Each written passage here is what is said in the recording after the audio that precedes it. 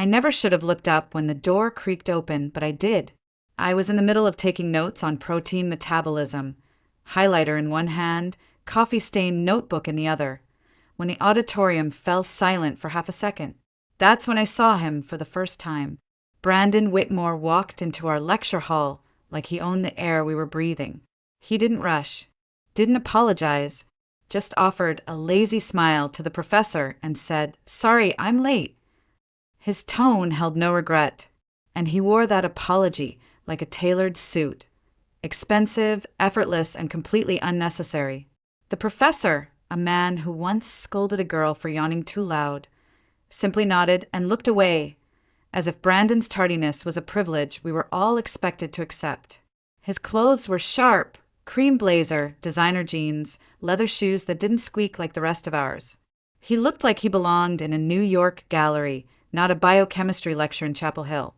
His hair was too perfect, styled in that deliberately messy way rich boys seem to master. I hated how I noticed. Hated even more that when he scanned the room and locked eyes with me, I felt my cheeks burn. I looked away immediately, but it was too late. He had already smiled. I told myself to forget it. Guys like Brandon didn't notice girls like me. But when class ended and I started gathering my notes, his voice, warm, smooth, a little amused, appeared over my shoulder. "You wouldn't happen to know where a guy could get a decent cup of coffee around here, would you?"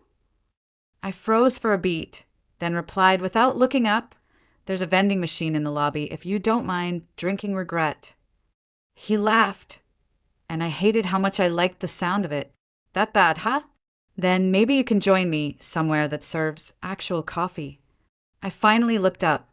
"Emily," I said, realizing too late that he hadn't even asked for my name yet. "Brandon," he replied, extending his hand like we were at a cocktail party, not standing between rows of squeaky seats and spilled Red Bull cans. "I've got anatomy next," I told him. He smiled like he already knew. "Professor Henley? Don't worry, he's repeating last week's lecture. He always does after breaks." I blinked. "How do you know my schedule?" He shrugged, grinning. "Lucky guess." I don't know what possessed me to say yes. Maybe it was the way the September sun poured through the old glass windows, painting golden streaks on his shoulders. Or maybe I just wanted to feel like someone who said yes to things. We walked together past the ivy-covered science buildings, down the cobblestone path lined with turning leaves. Brandon offered his arm like we were in a period film, and somehow I took it. He drove a dark blue Mercedes, the kind of car my mom used to point at and say, "That's somebody else's tax bracket, honey." The interior smelled like leather and citrus.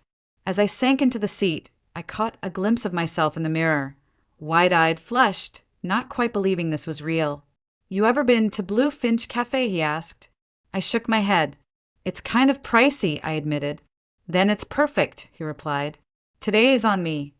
Inside the cafe, the lights were soft, the servers wore crisp uniforms, and the menu made my wallet flinch. Brandon noticed. "Just order what you want," he said.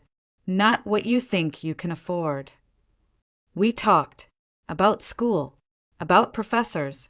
He made fun of our economics TA in a way that was somehow charming instead of cruel.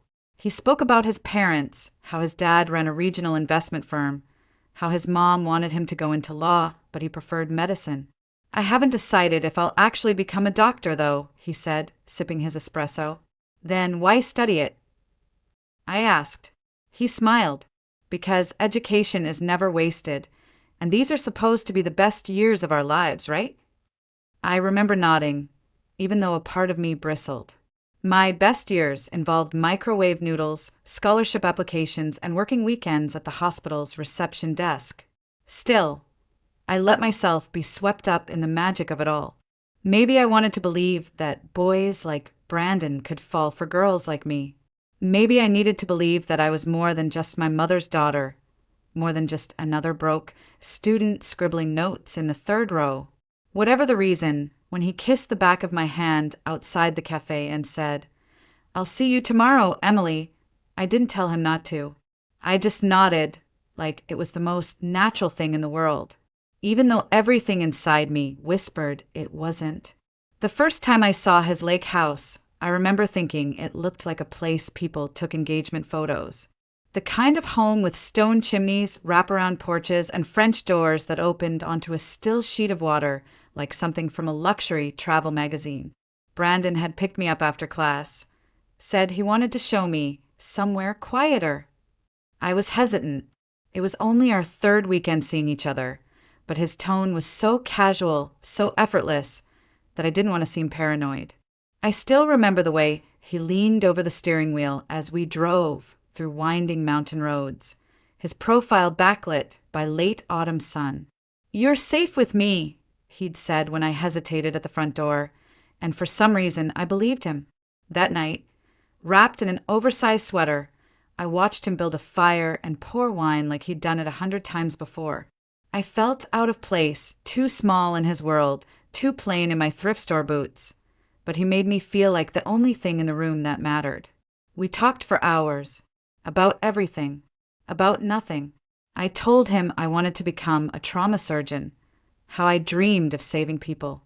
He told me I was too serious, then kissed me like he was trying to prove I didn't need to be. And when things moved faster than I'd planned, when I should have paused, I didn't. I told myself it meant something because I wanted it to.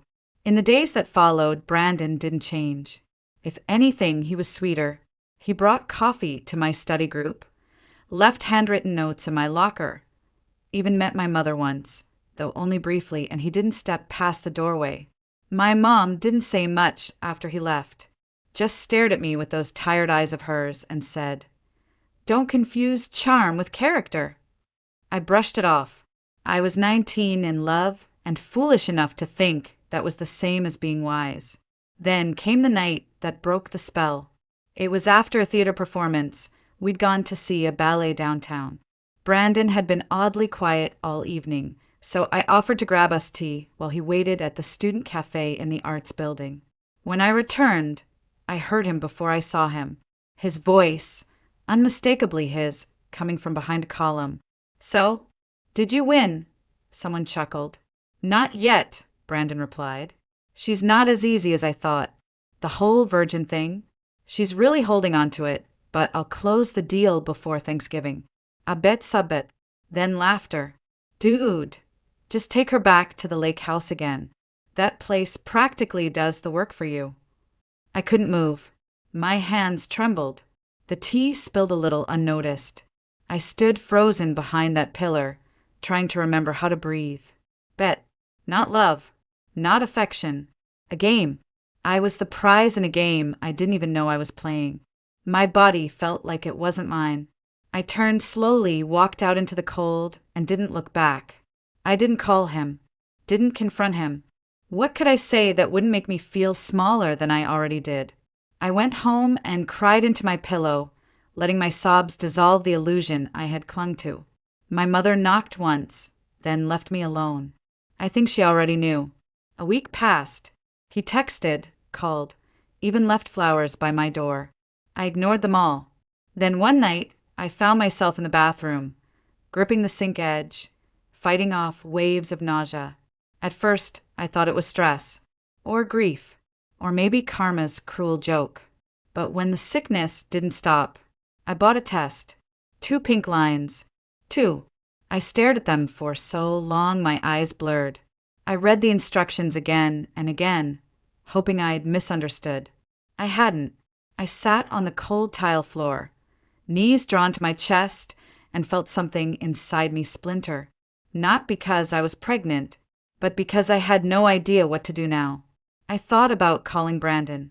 I even typed out a message once, but I deleted it. What would I even say? "Hey, surprise. That girl you tried to win, like a beer pong trophy? She's carrying your child." No, I couldn't stomach the idea, but eventually I had to face him. And when I did, everything unraveled, even faster than I imagined. I waited for him at the same cafe where we had first met. It felt cruelly symmetrical. Outside, rain drummed steadily against the windows, turning the world into a watercolor of gray and silver. I had rehearsed the conversation 100 times in my head, crafting every word like I was preparing for surgery. Clinical, precise, detached. But nothing could prepare me for how it would really feel. Brandon arrived late. He walked in like the rain was just a minor inconvenience, like this was just another casual meetup. His coat was soaked, but it made him look effortlessly rugged. He smiled when he saw me, that same confident smile that used to make me forget who I was. Not anymore. "Hey, gorgeous," he said, leaning down to kiss my cheek like nothing had happened, like he hadn't vanished for weeks. Sorry, traffic was a nightmare.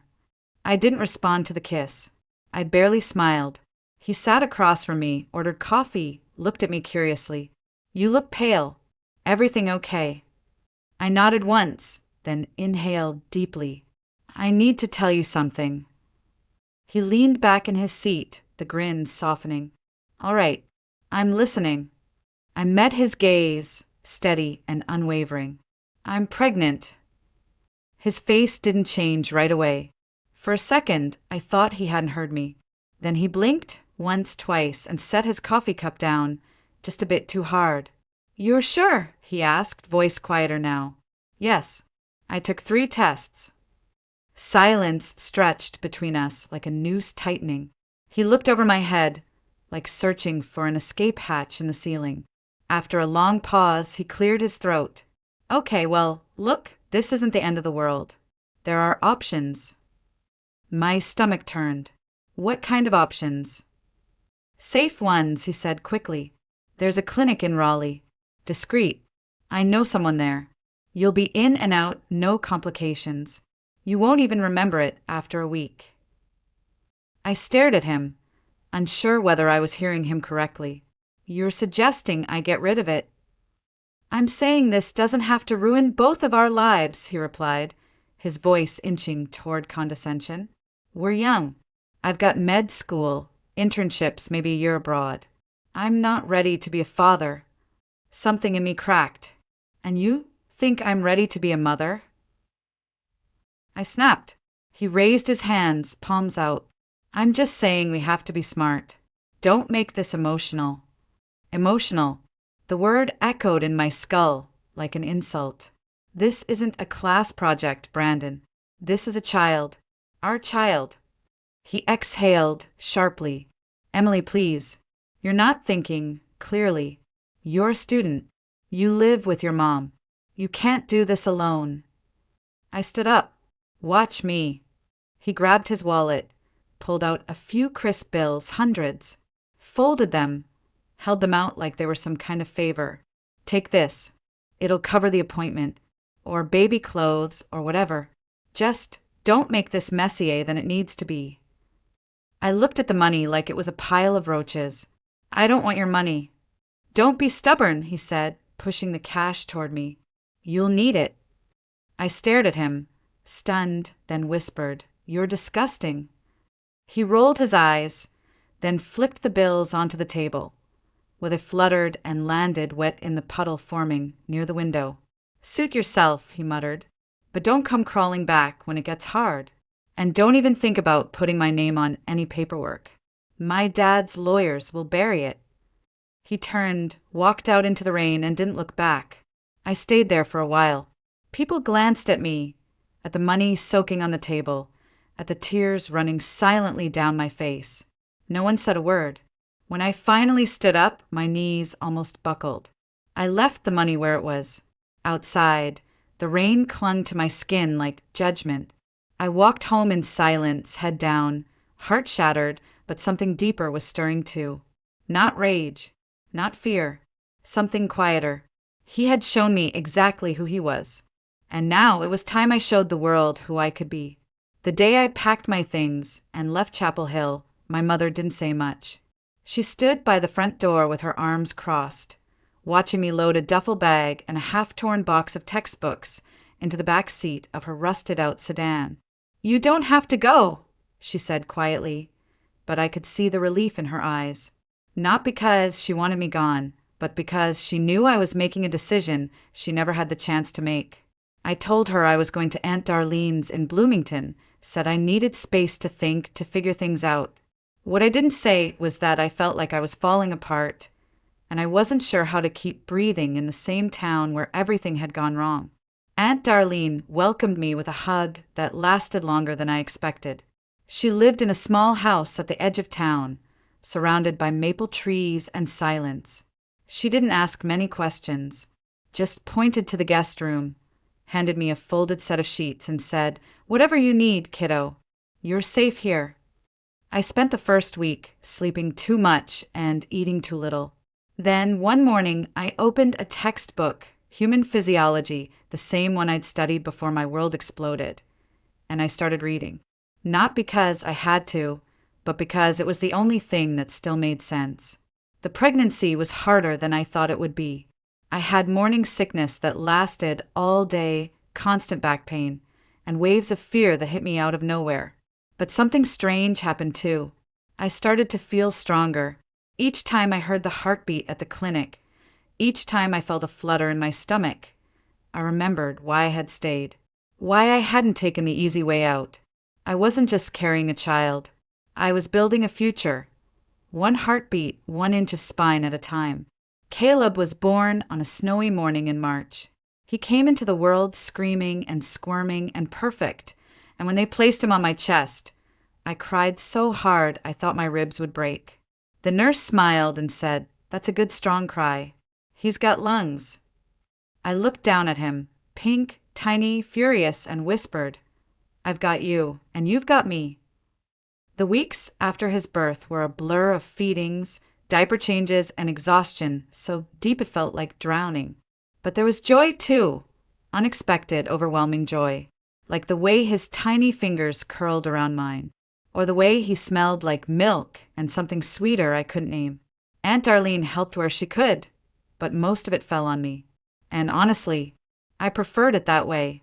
He was mine, ours, but not Brandon's. Not anymore. When Caleb was 3 months old, I called my old university. The dean's office remembered me. They said my academic leave had been marked personal medical. I asked if I could come back. There was a pause on the line.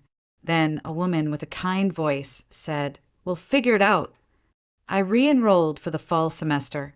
I didn't know how I was going to do it, but I knew I had to try. That summer, I moved back to my mother's apartment.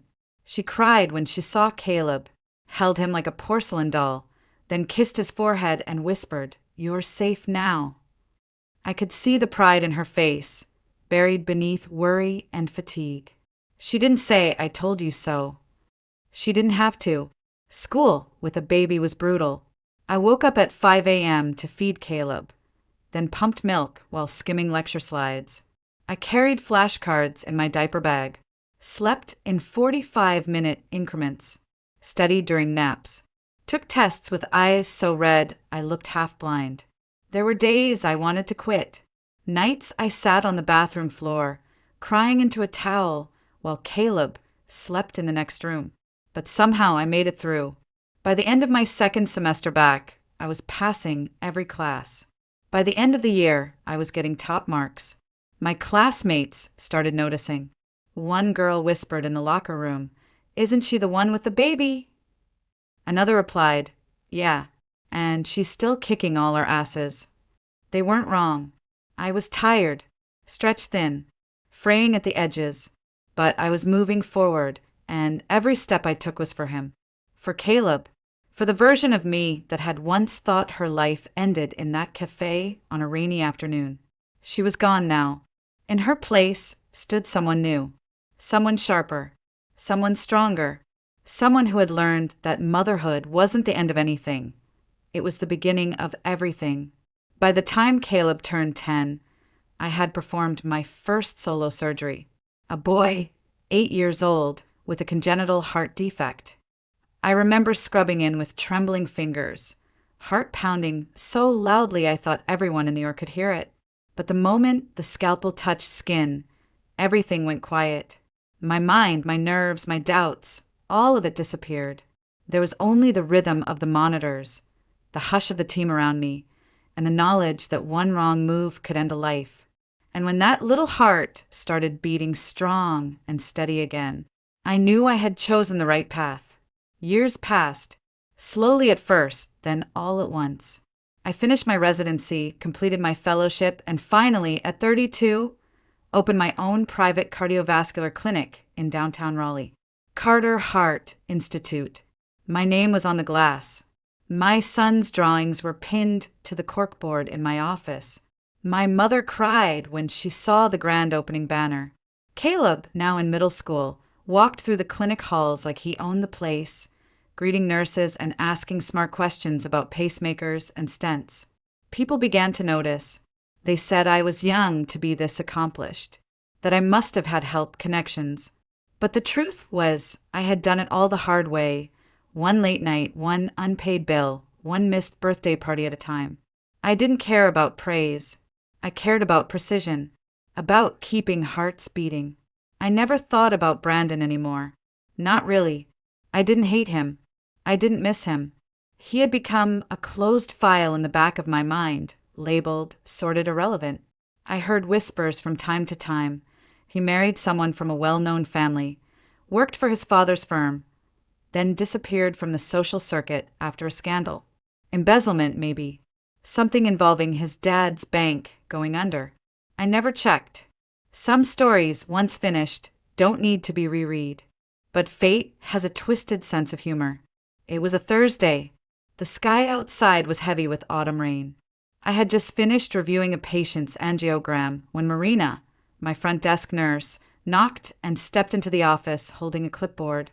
"Dr. Carter," she said gently, "we've got an emergency incoming. Male, 38, myocardial infarction, unstable vitals.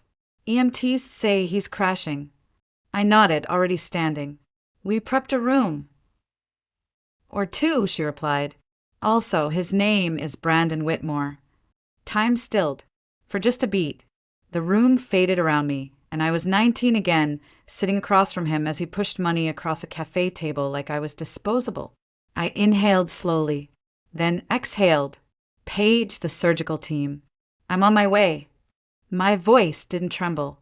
I walked into or two and saw him. Pale, sweating, wires and tubes snaking across his chest.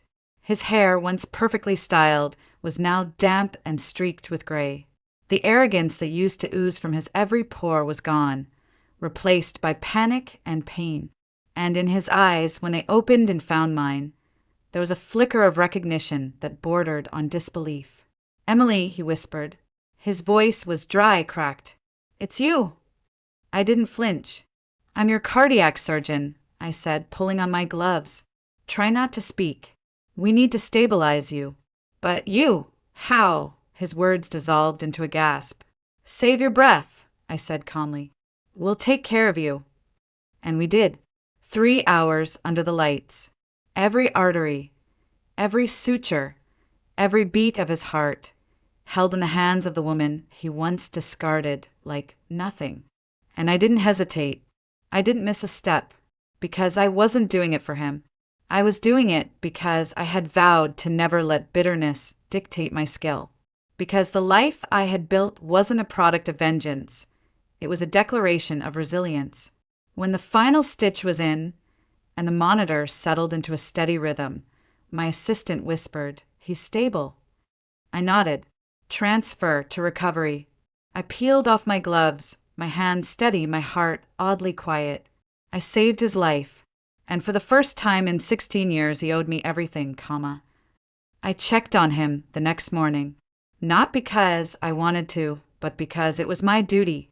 As I stepped into the ICU room, I saw him sitting up slightly, propped by pillows, a thin line of sweat still glistening along his hairline. His face looked older, sunken, like life had chewed him up and spit him out. But his eyes, they searched my face with a kind of desperation that made me want to turn around and leave. "Emily," he said softly, as if saying my name might change the way time had passed. "You really became a doctor." I didn't answer. "I thought about you," he added quickly. "So many times, after everything." I kept my voice even. "We're not here to talk about the past. You're stable, and you're lucky to be alive. Your artery was nearly 100% blocked." He blinked slowly. "I never thought you'd be the one to save you." I finished for him. Neither did I, but I took an oath. He looked away, ashamed or maybe just tired. I deserve that. I didn't reply. Then he said the one thing I hadn't expected. Do I have a son? My chest tightened, but I didn't flinch. His name is Caleb. Brandon swallowed. How old? 16. He closed his eyes for a long moment. When he opened them again, something had softened. Does he know about me? No, I said, my voice flat. He knows he has a mother who raised him alone. That's enough. I'd like to see him, he said carefully. Just once. I won't ask for more. I opened my mouth to refuse, but then fate intervened. The door creaked open, and there he was, Caleb. My boy, tall now, his backpack slung over one shoulder, his hoodie slightly askew. Hey, Mom, he said, walking in like he always did after school. I grabbed your notes from the conference room. Oh, sorry. He froze when he saw Brandon. Didn't know you were with a patient. I looked at Brandon. His eyes had gone wide. He was staring at Caleb like he was seeing a ghost. And in that moment, I saw it too. The shape of the jaw, the angle of his brow, just enough of him. This is Mr. Whitmore, I said calmly. He's recovering from surgery. Caleb stepped forward and extended his hand, always polite, always composed. Nice to meet you, sir. Hope you're feeling better. Brandon took the handshake like it was a lifeline. You're very kind, he said quietly. Caleb turned to me. I'll wait in your office, okay? Go ahead, I said. I'll be there soon. When the door closed behind him, Brandon exhaled like he hadn't been breathing. He's incredible. Yes, I said. He is. He looked down, then back at me. You did that. Without me. Without anyone. I didn't respond. I didn't need to. I messed up, he whispered. I know that. I knew at the moment. I walked away. But you have to believe me. I regretted it. I tilted my head. Did you regret losing me or regret looking bad? His eyes welled. Both.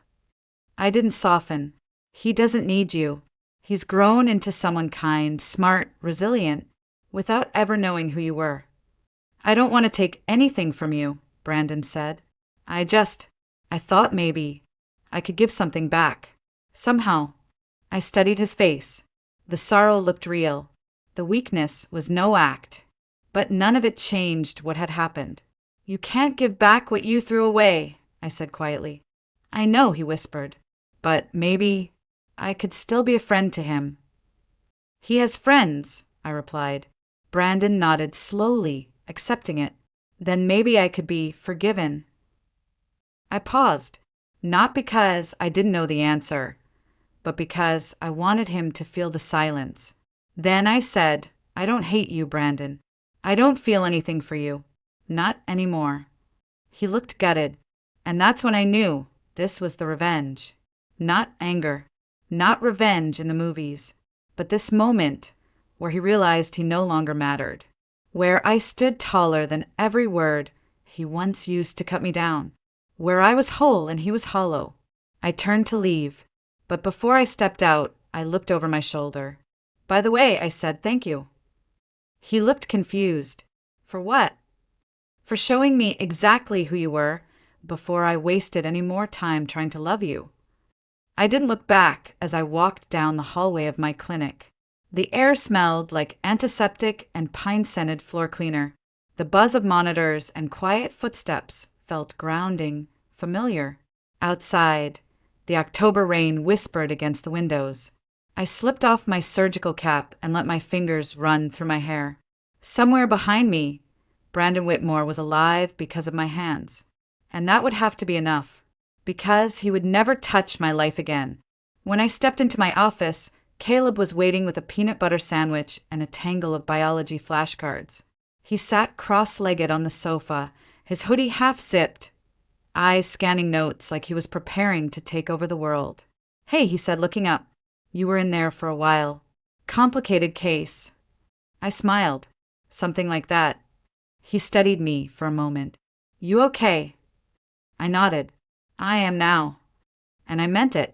That night, over dinner, my mother, her hair now more silver than brown, asked casually, "Everything all right at the clinic today?" I took a bite of pasta before answering.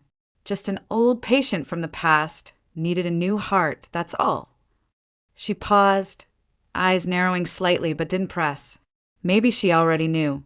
Maybe she didn't have to.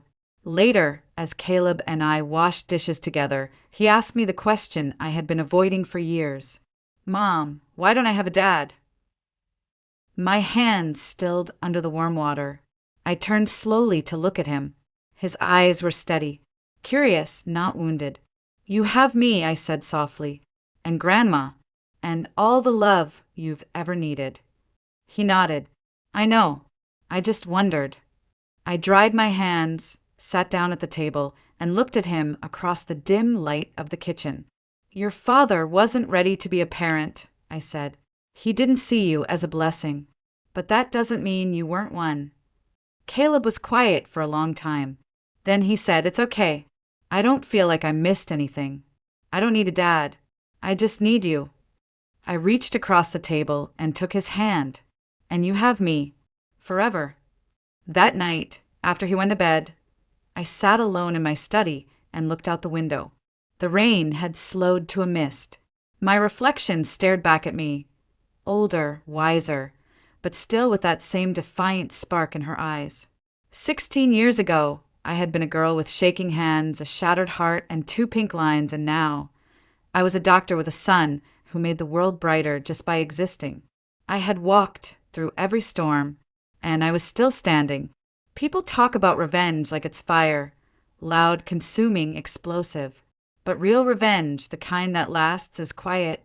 It's building a life so solid, so radiant, that the ones who tried to break you are blinded by it.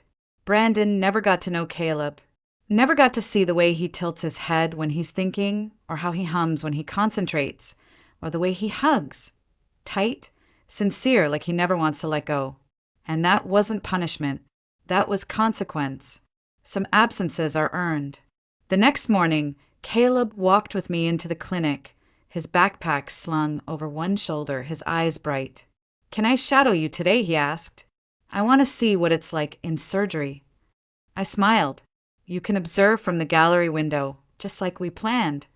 He grinned. "One day, I'm going to stand in there beside you." "No," I said, placing a hand on his shoulder. "One day, I'll be standing beside you." And I meant it. We stepped into the bright corridor together, the day unfolding ahead of us like a clean, white chart, blank, unbroken, full of possibility. As the doors swung open, I looked at my son, my greatest decision, my quietest victory, and knew one thing with absolute certainty. The only life I ever needed to save was my own. And I had, completely. Looking back now, I don't regret the pain. Not the tears, not the silence, not even the betrayal. Because pain has a way of carving space for truth, for strength, for clarity. I used to think survival meant staying quiet, staying small, staying attached to people who didn't value me. But I've learned healing begins the moment you stop chasing closure from those who broke you and start building peace within yourself. I was once a girl who begged someone to stay. Now, I'm a woman who walks away with grace, with purpose, with a life I built on my own terms. And if anyone watching this feels like they've been abandoned, erased, or made to feel like they're too much or not enough, please remember this. You don't need to be chosen to be worthy. You don't need their apology to move forward. And you sure as hell don't need their love to love yourself. Some of the most powerful stories aren't the ones where we win someone back. They're the ones where we win ourselves back.